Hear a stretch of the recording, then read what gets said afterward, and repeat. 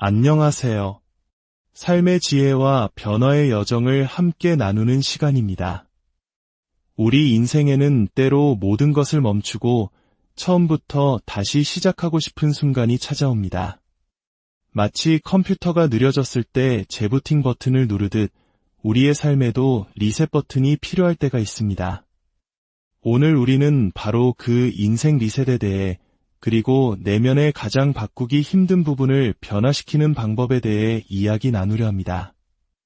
이 말씀이 여러분의 마음에 깊이 닿기 전 잠시 시간을 내어 구독과 좋아요를 눌러주시면 더 많은 분들이 하나님의 은혜로운 메시지를 함께 나눌 수 있습니다. 여러분의 작은 손길이 선한 영향력의 시작이 됩니다. 이 채널을 통해 하나님의 크신 축복이 여러분의 삶에 늘 가득하기를 진심으로 기도합니다. 자, 그럼 이제 마음을 열고 내 삶을 새롭게 하는 여정을 시작하겠습니다. 우리 모두의 마음속에는 스스로도 좋아하지 않는, 하지만 좀처럼 바뀌지 않는 완고한 모습들이 있습니다. 몇 주가 아니라 몇 년, 어쩌면 수십 년 동안 우리를 괴롭혀온 뿌리 깊은 문제들일 수 있습니다.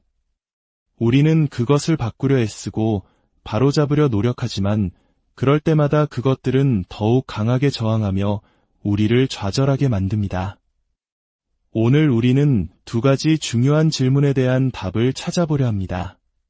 첫째, 왜 내 안에 이 고질적인 약점들을 바꾸는 것은 이토록 어려운 걸까요?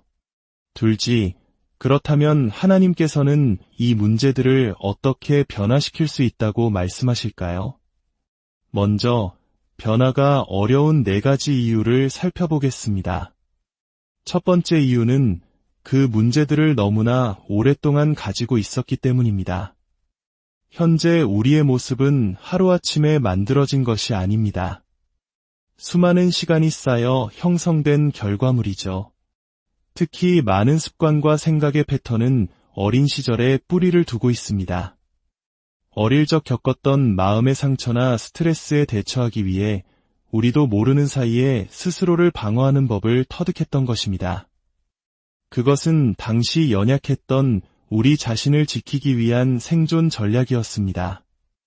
이제 어른이 되어 그 방식들이 더 이상 효과적이지 않고 오히려 문제를 악화시킨다는 것을 깨달았지만 우리는 여전히 그 익숙한 패턴에서 벗어나지 못합니다. 왜일까요?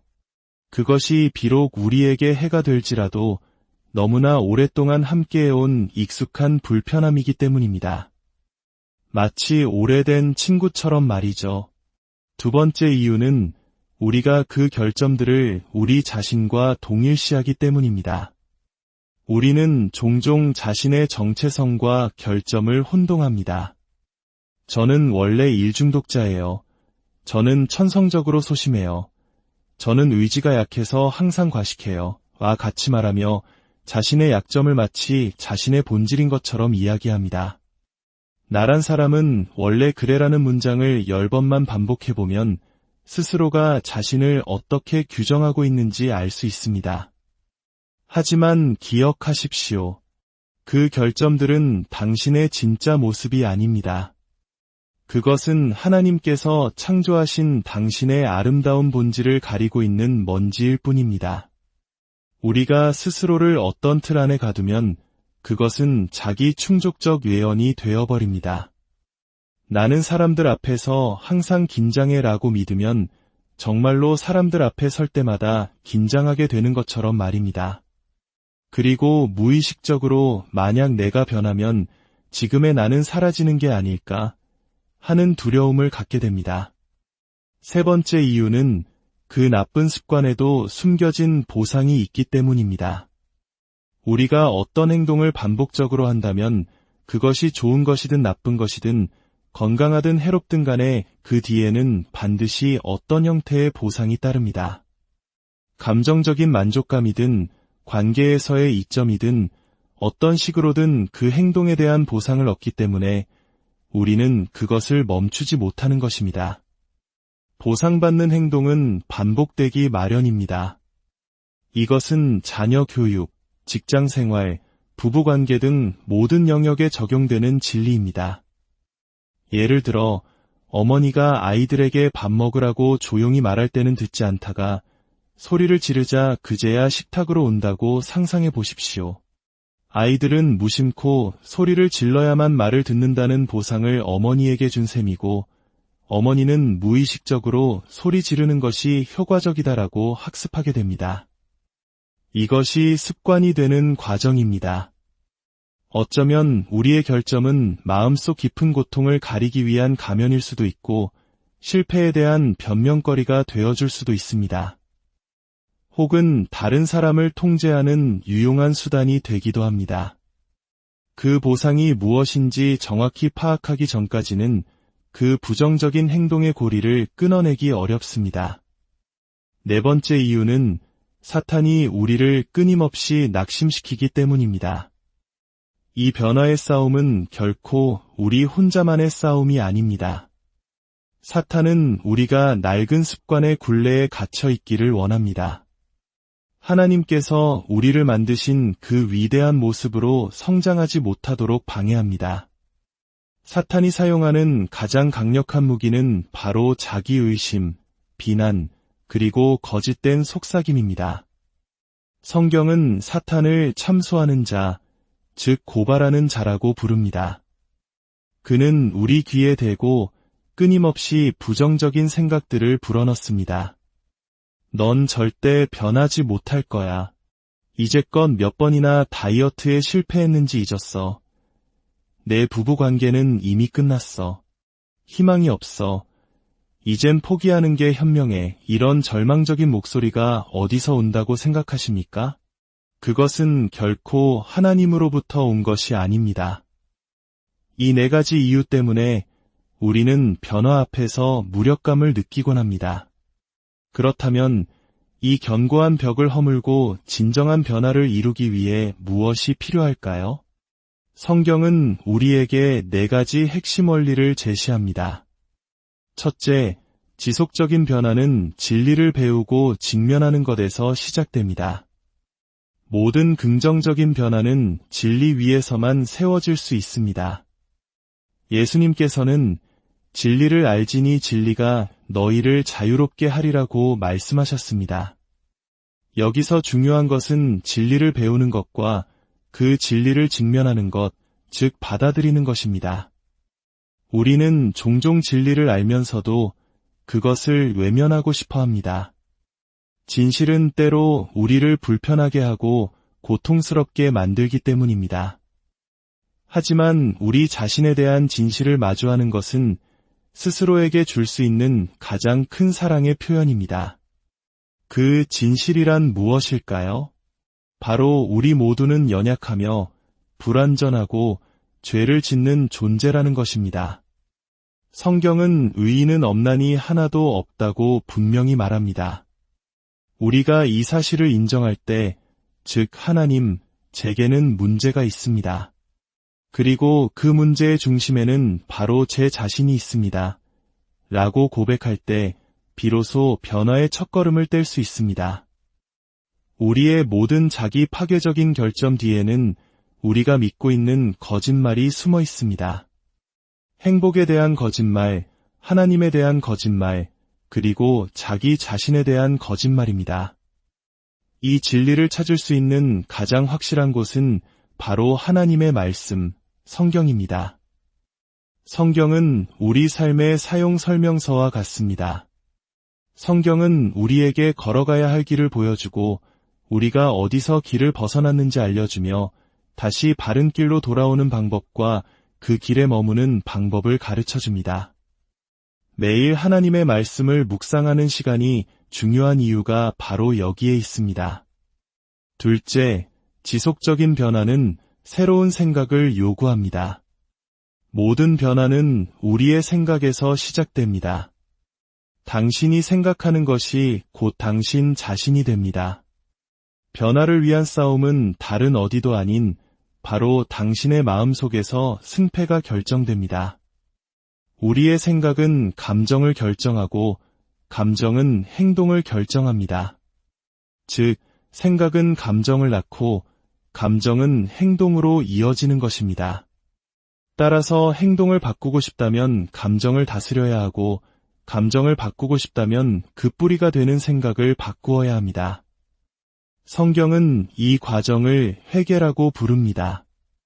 많은 사람들이 회개를 단순히 죄를 뉘우치고 슬퍼하는 것으로 오해하지만 헬라어 원어인 메타노이아는 마음을 바꾼다 또는 생각을 전환한다는 뜻을 가지고 있습니다. 즉, 회개란 생각의 방향을 180도 바꾸는 것입니다. 하나님의 생각으로 나의 생각을 채우고 그리스도 예수의 마음을 품는 것입니다. 우리의 결점조차도 하나님의 관점에서 바라보기 시작할 때 우리는 그것을 완전히 새로운 빛으로 보게 될 것입니다. 사실 우리의 많은 결점들은 하나님께서 주신 강점이 잘못 사용되고 있는 경우가 많습니다. 셋째, 지속적인 변화는 공동체와 코칭을 필요로 합니다. 우리는 결코 혼자서 온전해질 수 없습니다. 우리는 함께일 때 더 강합니다. 우리 삶의 어떤 문제들은 너무나 거대해서 혼자서는 감당할 수 없으며 팀을 이루어 함께 맞서 싸워야 합니다. 신뢰할 수 있는 소수의 사람들로 이루어진 소그룹 공동체가 필요한 이유입니다. 모든 것을 털어놓을 필요는 없지만 적어도 한 사람에게는 자신의 연약함을 솔직하게 고백할 수 있어야 합니다.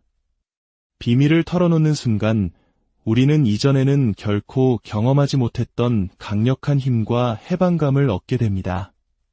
또한 우리는 영적인 코치가 필요합니다. 모든 올림픽 선수에게 코치가 있듯이 영적 성장의 여정에도 우리를 이끌어줄 멘토가 필요합니다. 그들은 완벽한 사람이 아닐지라도 우리보다 단 한 걸음이라도 앞서 걸어간 사람으로서 우리의 강점을 극대화하고 약점을 보완하도록 도울 수 있습니다. 교회 공동체는 바로 이러한 영적 가족과 스승을 만날 수 있는 최고의 장소입니다. 마지막 넷째, 지속적인 변화는 성령님의 능력을 필요로 합니다. 이 모든 과정은 우리의 인간적인 노력만으로는 완성될 수 없습니다. 진정한 변화는 오직 하나님의 능력으로만 가능합니다. 우리의 의지력은 한계가 있습니다. 법으로 인종차별을 금지할 수는 있지만 법이 사람의 미워하는 마음을 사랑으로 바꿀 수는 없습니다. 오직 하나님만이 그 일을 하실 수 있습니다. 성경은 말씀합니다. 이는 힘으로 되지 아니하며 능력으로 되지 아니하고 오직 나의 영으로 되느니라. 우리 스스로를 변화시키는 것은 우리의 힘으로 할 수 있는 일이 아닙니다. 그것은 전적으로 우리 안에 거하시는 성령님께서 하시는 일입니다. 하나님께서 버섯을 만드실 때는 6시간이 걸리지만 거대한 참나무를 만드실 때는 60년이 걸립니다. 당신은 버섯이 되고 싶습니까? 아니면 참나무가 되고 싶습니까? 영적인 성장은 즉석요리처럼 빠르게 이루어지지 않습니다. 그것은 성령님께서 우리 안에서 날마다 조금씩 점진적으로 이루어 가시는 평생의 과정입니다. 여러분은 얼마나 간절히 변화를 원하십니까? 마음속의 두려움, 걱정, 이기심, 게으름, 분노, 질투를 몰아내고 싶다는 열망이 얼마나 크십니까? 이제 함께 기도하며 이 여정을 시작했으면 합니다. 하나님 아버지, 제 안에 있는 진실을 있는 그대로 마주할 용기를 주십시오. 매일 하나님의 말씀을 통해 제 삶을 변화시킬 진리를 배우게 하소서. 저 혼자서는 이 길을 갈 수 없음을 고백합니다. 저를 지지해주고 이끌어줄 신실한 공동체와 영적인 친구를 허락하여 주옵소서. 저의 낡은 생각의 틀을 깨뜨려 주시고 그리스도 예수의 마음으로 세상을 바라보게 하소서. 무엇보다 저의 힘과 의지가 아닌 오직 성령님의 능력으로 저를 새롭게 빚어 주시옵소서. 한 걸음 한 걸음 주님께서 원하시는 모습으로 변화되게 하소서. 살아계신 우리 주 예수 그리스도의 이름으로 간절히 기도합니다. 아멘. 오늘 나눈 말씀이 여러분의 삶의 새로운 시작을 위한 귀한 씨앗이 되기를 바랍니다. 하나님의 평강이 여러분의 모든 여정에 함께 하시